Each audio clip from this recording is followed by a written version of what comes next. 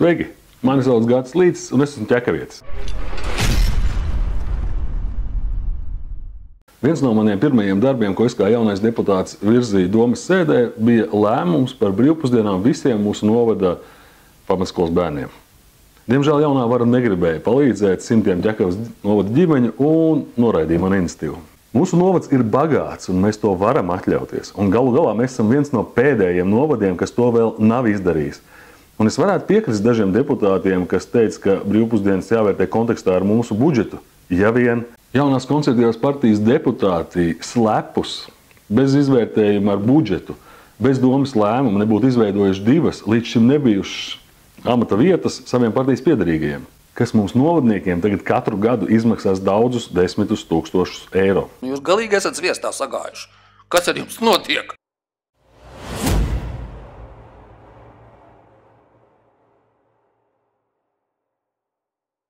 Bet par visu pēc kārtas. No sākuma pastāstīšu par taisnīgumu un demokrātiju mūsu novadā. Likums nosaka, ka vēlot pastāvīgo komiteju locekļu skaitu, ir jāievēro proporcijas princips atbilstoši ievēlētajiem deputātiem. Tie, kas seko līdz politikai, zina, ka Rīgā tāds nav ievērots. Nacionālās apvienības vadītā ministrija un ministrs varēja tomēr saskatīt šeit reālus draudus demokrātijai un satversmē noteiktajam vienlīdzības principam, vēlētāju vienlīdzības principam, vēlēšanu vienlīdzības principam un deputātu ievēlēto vienlīdzības principam. Šādas pašas komitejas arī tika veidotas Ķekavā, kur pie varas ir JKP, un visi, protams, gaidīja taisnīgumu un demokrātijas paraugstundu. Bet kaut kas nogāja greizi, un partija, kur visaktīvāk cīnījās par godīgumu, pati pēkšņi aizmirst pamatskolas matemātiku. Lūk, šādi tika sadalīti amati starp komitejām. Vienā pusē ir pozīcijas deputātu skaits komitejās, otrā pusē opozīcija. Tāpat kā Bordāna kungs, es vērsos pie atbildīgā ministra un saņēmu šādu atbildi. Ministrija ir konstatējusi, ka Ķekavas novada dome nav ievērojusi proporcionalitātes principu domas komiteju ievēlēšanā un lūdzu nodrošināt domas darbības un pieņemto lēmumu atbilstību likumam. Tāpēc, citējot Bordānu kungu, es uzdevu jautājumu jaunās konservatīvās partijas Ķekavas nodaļas vadītājiem. Vai jūs nesaskatāt reālus draudus demokrātijai, satversmē noteiktajam vienlīdzības principam, vēlētājiem vēlēšanu vienlīdzības principam un ievēlēto deputātu vienlīdzības? Un saņēmu šādu atbildi. Un es šai gadījumā nekādu apdraudējumu demokrātijai, veselīgai procesu attīstībai neredzu. Paldies! Vai jaunā konservatīvā partija Ķekavā rīkojas tieši tāpat kā Bordāna kunga kritizētā Rīgas domas pozīcija? Lai to noskaidrotu, es iegāju Rīgas domas mājaslapā un saskaitīju komiteju locekļu skaitu uz katru deputātu. Liels bija mans pārsteigums, kad es secināju, ka visām partijām, gan pozīcijai, gan opozīcijai, ir vienāds locekļu skaits uz ievēlētajiem deputātiem. Par ko norādīja arī ministrs. Mūsu ekspertu spriedumā pamatā ir ievērots. Tiešām jocīgi, jo Bordāna kungs taču apgalvoja pretējo, bet ministrs noteikti ir Kremļa trollis. Nu, kā visi, kas nepiekrīt konservatīvo viedoklim. Lūk, šādi izskatās proporcija konservatīvo izpratnē. Pa kreisi ir pareizais sadalījums, gadījumā, kad konservatīvā partija ir pozīcijā, un pa labi ir nepareizais, kad konservatīvie ir opozīcijā. Jocīgi izpratni par vienlīdzību, vai ne? Tie, kuri lasījuši izcilā angļu rakstnieka Džordža Orvela romānu Dzīvnieku ferma, pazīst viņu slaveno citātu. Visi dzīvnieki ir vienlīdzīgi, bet daži dzīvnieki ir vienlīdzīgāki par citiem. Stāsts bija par dzīvniekiem, kuri pārņēma varu fermā un izveidoja demokrātisku komūnu. Tomēr ar laiku cūks uzurpēja varu un jauko domu par vienlīdzību, demokrātiju un citām skaistām lietām sacūkoja. Un man izskatās, ka arī uz Latvijas politiskās skatuves ir uzradušās dažas cilvēki, kuri uzskata, ka ir vienlīdzīgāki par pārējiem. Bet liekam mierā matemātiku un atgriežamies pie jaunajiem amatiem.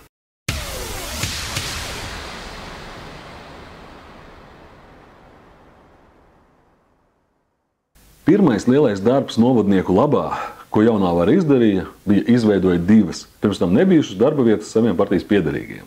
Mūsu novada pašvaldībā ir sabiedrisko attiecību daļa, kurā strādā 4 cilvēki. Pieļauju, ka pietiekoši, tomēr tā neuzskatīja jaunā vadība. Priekšsēdētāji uzreiz pēc vēlēšanām izveidoja jaunu amata vietu. Priekšsēdētāja preses sekretārs un pieņem darbā Baibu Gobu. Varu tikai pateikt, ka šim cilvēkam nav neatbilstošas izglītības un iepriekšējas pieredzes šādā darbā. Vienīgais kritērijs – lojalitāte politiskajai partijai. Bet interesantākais bija ar vienu citu šīs partijas caurkritušu deputātu kandidātu. Savā iepriekšējā video es jau stāstīju par Andri Volānski, kurš ir konservatīvās partijas biedrs, bet savā laikā ziedojis ZZS partijai 5000 eiro. Vēlēšanās Ķekavas novadā viņš startēja ar augsto 5. numuru, bet vēlētāji, kuri balsoja par šo partiju, nevēlējās viņu domē un pateica skaidru nē šim cilvēkam. Un nometa viņu uz 12. vietu. Apsveicu visus, kas vēlēja par šo politisko spēku, jo jūsu viedoklis viņiem nav svarīgs. Speciāli šim cilvēkam tika radīts jauns amats Ķekavas novadā.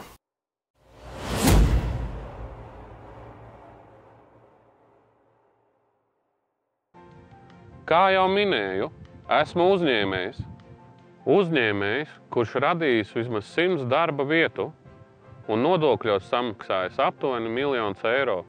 Brīnišķīgi, skaisti. Nu īsti Ķekavas Bills Gates. Varam tikai priecāties, ka mūsu novadā strādās tagad tik labs un veiksmīgs uzņēmējs. Bet kāpēc viņš pametis tik veiksmīgu biznesu un izvēlējies kalpot ķekaviešiem? Privātajā sektorā taču var vairāk parasti nopelnīt. Uzņēmuma reģistrs mums rāda, ka šim kungam pieder 2 firmas. Bet, laikam ir kāda kļūda vai kāds pārpratums, bet no pēdējiem ierakstiem redzams, ka šie uzņēmumi vispār nav strādājuši, nav algojuši nevienu darbinieku un nav samaksājuši nevienu centu nodokļos. Blefs un tukša plātība. Izskatās, ka mūsu Bills Gates nav nekāds Bills Gates, bet vairāk līdzinās Ostapam Benderam no 12 krēsliem. Kā jūtas cilvēks, kuram ķekavieši pateica nē?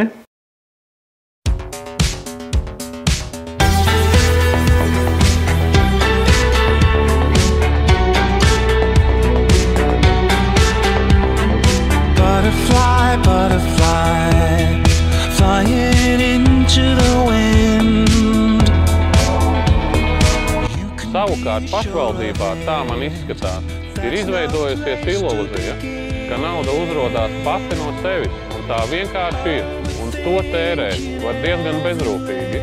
Un novadnieki tagad katru mēnesi šim cilvēkam maksās gandrīz 2000 eiro lielu algu.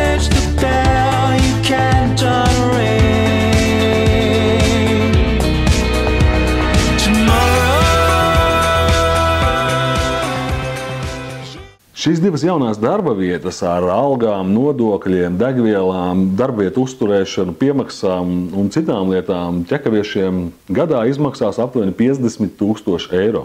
Un tā ir aptuveni 3. daļa, kas ir nepieciešama, lai pabarotu mūsu pamatskolas skolēnus, kuri vēl nesaņem brīvpusdienas. Lūk, šādas ir prioritātes jaunajai vadībai. Un mēs neliksim visos amatos tikai savas partijas cilvēkus. Mēs neliksim kapitāla sabiedrībās savus cilvēkus, lai viņi gādātu mūsu partijai budžetu. Jā, vīrs un vārds. Daudzi iespējams vēlas zināt, vai priekšsēdētāji nav pārkāpis savas pilnvaras. Priekšsēdētāji drīkst veidot savu biroju, jo to paredz pašvaldības nolikums. Tomēr šis pats punkts stingri nosaka, izvērtējot budžeta iespējas. Šāds izvērtējums nav bijis, un deputāti par to nav lēmuši. Parakstot lēmumu projektu, es atbildu par viņu tiesiskumu. Līdz ar to tādus lēmumu projektus, kas neatbilst procedūrām, es neparakstīšu. 101 dienas jaunajam domas sastāvam ir pagājušas, bet izņemot jaunas sejas, nekas neliecina par pārmaiņām mūsu novadā. Skatīsimies, kādi darbi sekos tālāk. Tas šoreiz viss, bet īpaši karstasnīgajiem JKP aizstāvjiem varu piedāvāt uzspēlēt vienu spēli.